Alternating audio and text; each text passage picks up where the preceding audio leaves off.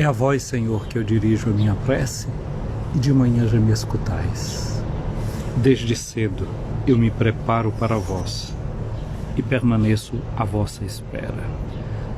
Graça e paz, cara amiga, caro amigo que acompanha diariamente a nossa meditação sobre a Palavra de Deus no Santo Evangelho, nesta segunda-feira da quinta semana do tempo da Quaresma. A Quaresma vai avançando. Como é que anda a sua caminhada quaresmal? Eu agradeço a Deus a alegria de estar com você fazendo este caminho. Eu sou o Padre José Raimundo dos Santos, eu sou da Diocese de Amargosa, na Bahia, e tenho a alegria de com você meditar a Palavra de Deus desta segunda-feira da quinta semana do tempo da Quaresma. Olhemos esse conteúdo geral da semana da Quaresma, o espírito com o qual nós vivemos este tempo. A quinta semana da Quaresma, ela é marcada na vida daqueles que estão se preparando para o batismo, que você já sabe que se chama de catecúmeno, aquele que vai se preparando para receber o batismo. Estas pessoas, no quinto domingo da Quaresma, o que é que acontece? É a chamada semana do terceiro escrutínio, da terceira avaliação, do terceiro momento em que eles recebem a bênção de Deus, chamado de exorcismo, uma bênção que é destinada à proteção do coração da pessoa, para que ela não fique dividida pelas forças do mal nesse mundo, mas atraída sempre pelo poder e o amor de Deus, aquilo que Jesus ensina a gente a rezar no Pai Nosso, dizendo: livrai-nos do mal. Na semana passada a gente viu que no quarto domingo da Quaresma, quem se prepara para o batismo recebe o credo. E nós, que já somos batizados, tentamos avaliar e ouvir a palavra de Deus a partir desse horizonte de quem recebe o símbolo da fé, a profissão de fé, não é, para afirmar o seu crer em Deus. Neste terceiro escrutínio, essa terceira semana, não é, o que é que acontece? Quem vai se preparando para o batismo recebe a oração do Pai Nosso. Isso nos tempos antigos significava dizer que a pessoa ouvia pela primeira vez no seio da comunidade a oração do Pai Nosso, e ela tinha que memorizar. Não podia escrever nada, anotar nada, era ler repetindo. Água mole em pedra dura, tanto bate até que fura. A pessoa ia então repetindo a oração do Pai Nosso a cada dia da semana, para 8 dias depois, quando ele voltasse à comunidade diante do bispo, ele fazia a chamada reditio, não é? A devolução da oração do Pai Nosso. Ele tinha memorizado, guardava no coração e chegava ali e repetia diante do bispo, diante da comunidade reunida, a oração do Pai Nosso. Então a gente hoje lembra, nesses catecúmenos que receberam no dia de ontem a oração do Pai Nosso. Eu e você, quando nós fomos batizados, o que é que aconteceu? Depois que a gente foi batizado, chegou um momento em que o padre fez as unções com o óleo do crisma, vestiu as vestes brancas, deu a vela, e o padre chama a família de quem é batizado para ficar em volta do altar. E em volta do altar reza-se pela primeira vez a oração do Pai Nosso. Vamos rezar essa oração que Jesus nos ensinou? E você tem alguma intenção particular no dia de hoje? Tem alguém por quem você quer rezar essa oração do Pai Nosso? Talvez alguém que esteja aniversariando, alguém que esteja sofrendo, alguém que esteja em alguma dificuldade. A gente então, com essa lembrança de que a gente recebeu no altar, depois do nosso batismo, a oração do Pai Nosso, a gente lembra que a gente pode rezar essa oração porque de fato a gente é filho. Então a igreja, depois que nos batiza, pede que rezemos. Assim também no passado ou agora, o catecúmeno, o que é que acontece? Ele se prepara, aprende a oração para rezá-la com propriedade a primeira vez no dia do seu batismo. Porque o catecúmeno, o adulto que está se preparando para o batismo, ele é batizado, mas naquela mesma noite ele é crismado e recebe a primeira comunhão. Então, na hora do rito da comunhão, pela primeira vez, se aproximando do altar, antes dele se aproximar do altar para receber a comunhão, ele reza a oração do Pai Nosso. Então, essa oração também é a oração da comunhão. É a oração que nos une a todas as filhas e a todos os filhos de Deus que estão dispersos. Rezemos com amor e confiança a oração que o Senhor nos ensinou. Pai nosso que estás nos céus, santificado seja o vosso nome. Venha a nós o vosso reino, seja feita a vossa vontade, assim na terra como no céu. O pão nosso de cada dia nos dai hoje. Perdoai-nos as nossas ofensas, assim como nós perdoamos a quem nos tem ofendido. E não nos deixeis cair em tentação, mas livrai-nos do mal. Pois vosso é o reino, o poder e a glória para sempre. Minha amiga, meu amigo, ao rezar o Pai Nosso, a gente lembra bem disso, a gente tem um Deus que é Pai da gente.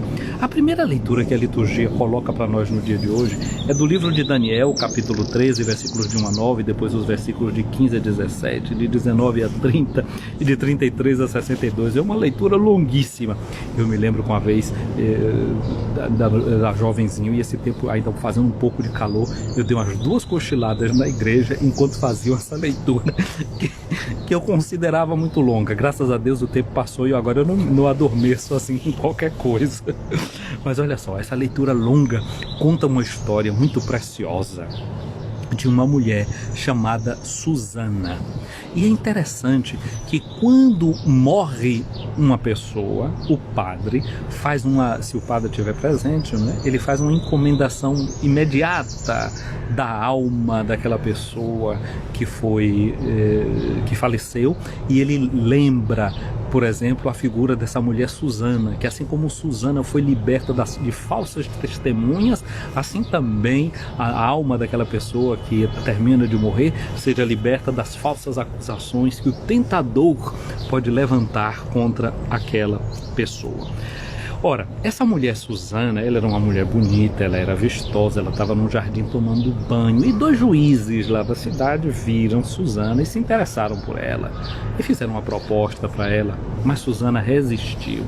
Sabe, tem gente que usa do poder que tem para manipular as pessoas, para seduzir, né? Eu ouvi dizer que no Brasil parece que até ultimamente tem a história de alguém que parece que tem certo poder social, midiático, sei lá o quê, que depois agora está vindo de fora, né, como ele usava daquele poder que ele tinha, não é, político e social, e abusava de pessoas e abusava de mulheres. Ontem eu estava num grupinho refletindo a palavra de Deus, por exemplo, né, e tinha gente que estava falando daquela mulher de ontem, foi flagrada em adultério, foi perdoada por Jesus, e a gente estava falando dessa questão da união marido e mulher, de dificuldade, de perdão, etc. E aí alguém chamou a atenção para uma coisa também, né, de mulheres que são abusadas dentro do seu matrimônio, e que muitas vezes ela não percebe que está sendo abusada, o crescimento do feminicídio. Então é preciso também ter muita atenção para que você não fique prisioneira dos abusos de alguém. É preciso também saber cortar certas relações. Não estou falando de cair em adultério nisso aqui, mas tem certas relações que a pessoa precisa ter cuidado para que ela não seja uma relação abusiva. Mas também o próprio homem pode ser vítima de uma relação abusiva, né? Isso não quer dizer que é só a mulher que pode ser vítima de relação abusiva. Filhos também podem ser vítimas de relação abusiva, não é? Profissionais podem ser vítimas de uma relação abusiva, do uso do poder sobre você. Não é para te influenciar, para fazer você fazer o que você não quer, etc. Você ceder, não é, pelo uso da força. Então essa mulher hoje é o testemunho de uma mulher forte, de uma mulher resistente, que ela não cedeu. E aí o que foi que aconteceu? Esses 2 juízes, esses 2 idosos, esses 2 anciões, eles levantam um falso testemunho e acusam Susana de adultério, de ter traído o seu marido. Eles queriam que ela traísse o marido com eles. Como ela não cedeu aquilo que eles queriam, eles disseram que era ela quem fazia. Hoje em dia existe muito essa técnica por aí afora, né, de a gente acusar os outros com aquilo que a gente faz, ou seja, a projeção do jeito de ser e de fazer da gente em cima dos outros. Então, essa mulher Susana resistiu à sedução, resistiu à violência e ao abuso de poder. Olha só, a violência não é só violência física. A violência pode ser violência verbal, pode ser outros tipos de violência. Violência, vis, significa força. E a força é poder. Então tem gente que usa o poder que tem de várias formas para poder conseguir das pessoas aquilo que ele deseja, aquilo que ela também deseja. Então nós vemos hoje esse exemplo de Susana que resiste. Mas como ela foi denunciada por esses juízes, né, usaram desse poder dele social, né, para acusar a Susana, o que foi que ela fez? Ela se dirigiu a Deus no seu coração, na sua oração. E aí entra, né, aquilo que a gente está falando dos catecúmenos, que hoje, ontem, receberam a oração do Pai Nosso. E na medida que eles receberam a oração do Pai Nosso, então aprendem que Deus é Pai, que Deus cuida da gente. Olha só a oração de Susana. Existe uma forma breve dessa leitura, que começa no versículo 42 até 62, e começa justamente com essa oração de Susana. Susana diz assim, chorando em voz alta: ó Deus eterno, que conheces as coisas escondidas e sabes tudo de antemão antes que aconteça. Tu sabes que é falso o testemunho que levantaram contra mim. Eu estou condenada à morte quando nada fiz do que estes maldosamente inventaram a meu respeito. E aí o autor sagrado, não é, que é do livro de Daniel, diz: o Senhor escutou a sua voz. Lembra quando a gente está na igreja, ele diz: rezemos ao Senhor, e aí todo mundo diz: Senhor, escutai a nossa prece, ou seja, escutai o nosso pedido, escutai a nossa voz. Deus escuta a oração que a gente faz no segredo, no silêncio, porque Deus é Pai. Então hoje a gente entra nesse mistério dessa oração que o Senhor nos ensinou, que o Senhor nos deu. Olha que Jesus, quando ensina a oração do Pai Nosso, ele diz: quando vocês forem rezar, fechem a porta e orem para o Pai de vocês, que vê no segredo, que escuta no segredo. E ensina, quando vocês rezarem, digam assim: Pai Nosso que estás nos céus. E ensinou toda a oração que a gente já fez aqui no início desta live.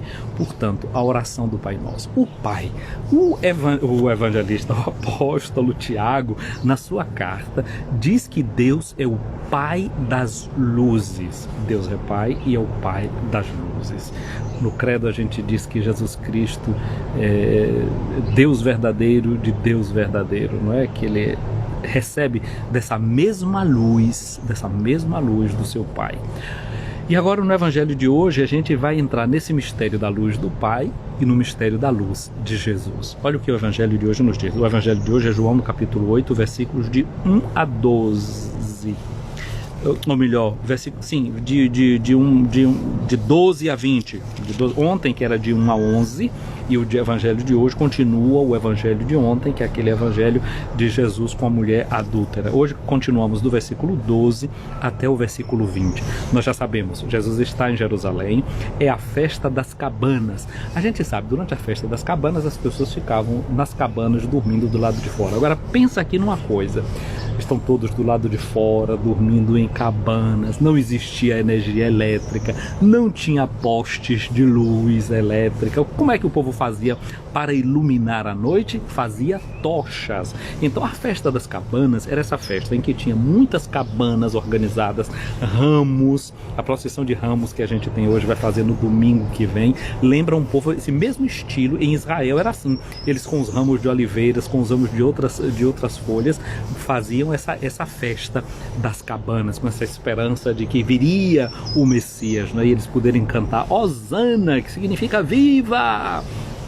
Então é todo esse clima. E então existem muitas tochas espalhadas nesses acampamentos onde as pessoas estão. Então Jesus, que saiu do Monte das Oliveiras, eu já disse a você que o Monte das Oliveiras fica na região oeste, na região oriental de Jerusalém, aquela região de onde nasce o sol.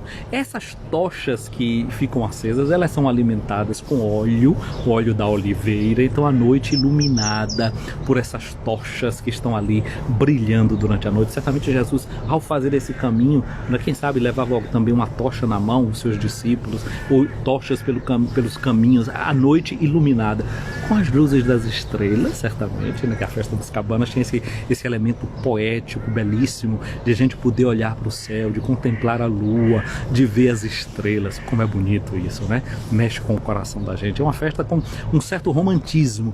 E olhar para as estrelas e ver as estrelas na cabeça de alguém de Israel, certamente era lembrar da promessa que Deus fez para Abraão. Deus disse para Abraão que já era velho, que a mulher era estéril, não é? Ele disse para Abraão: olha, Abraão, você vai ser pai de uma grande multidão. Olha para as estrelas do céu. Você está vendo as estrelas aí? Ninguém pode contar.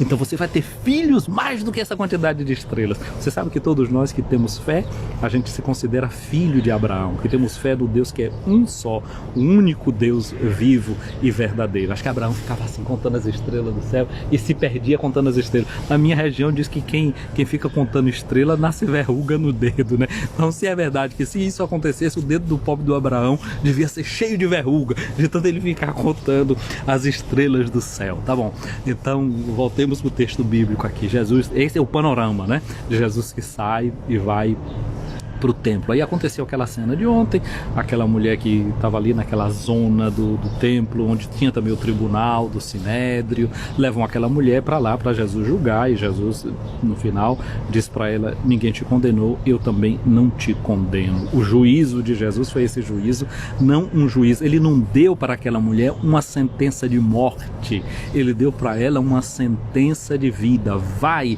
e não fica condicionada pelo teu passado, vai que o teu futuro está aberto. Uma passagem de Deus na vida daquela mulher. O deserto daquela mulher agora começou a florir. Vai, não peca mais. Pronto, terminado aí esse momento, continua o evangelho de hoje dizendo assim, é Jesus falando para os fariseus: eu sou a luz do mundo. Olha só, ele veio da zona oeste, de onde nasce o sol, passou por meio de todas essas tochas que estão acesas e as pessoas com tochas de um lado para o outro, e ele dizendo: eu sou a luz do mundo.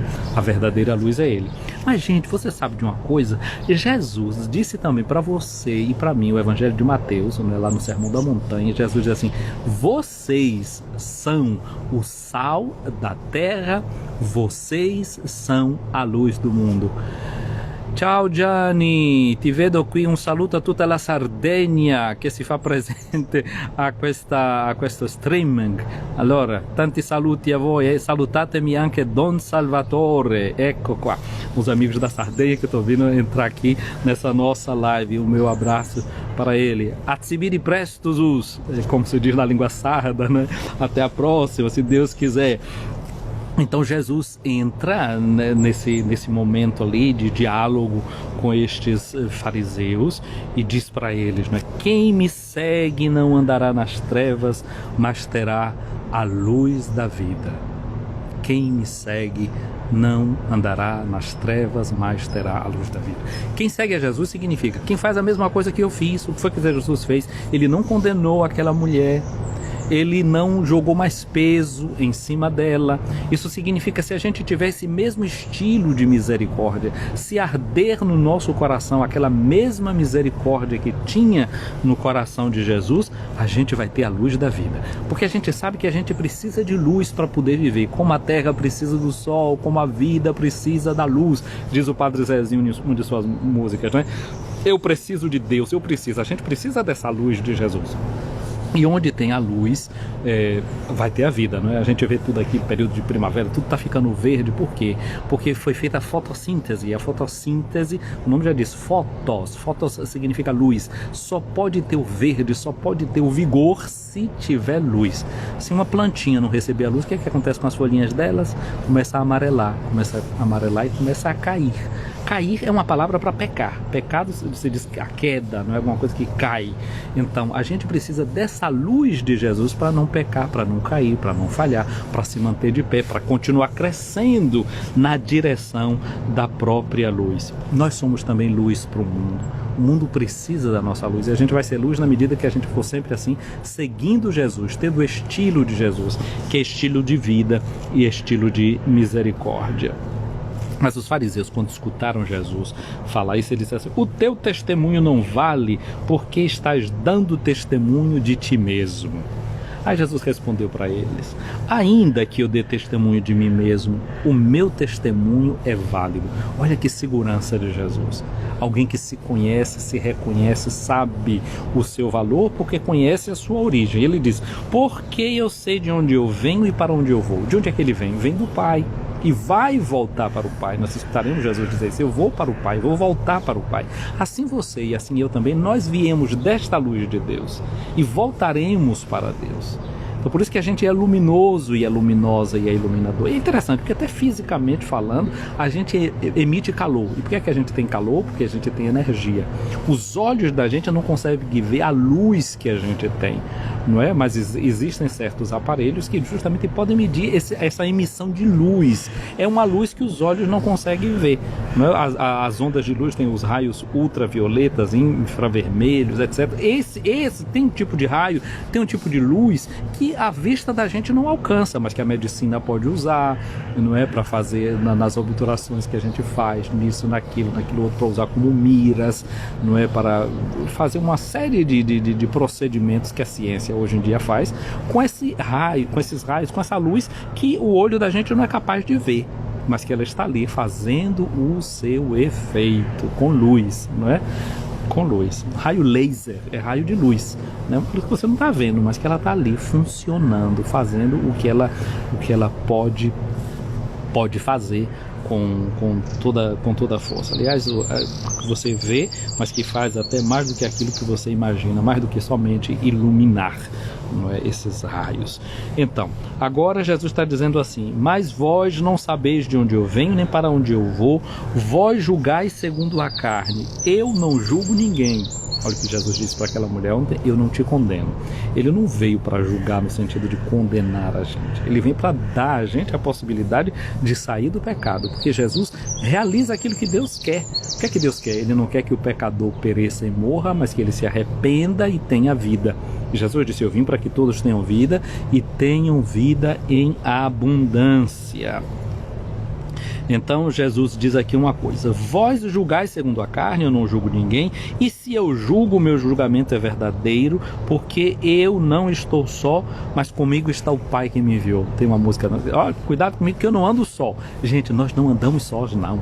Nós temos o Pai também conosco. Essa oração do Pai Nosso que a gente recebe, que os que vão se batizar recebem na quinta semana do tempo da Quaresma, que a gente já recebeu no dia do batismo, deve estar perenemente presente no coração da gente. Nós não andamos sós, nós não estamos sozinhos, nós temos conosco o Pai que nos acompanha, que nos protege, que nos guia, que nos ilumina.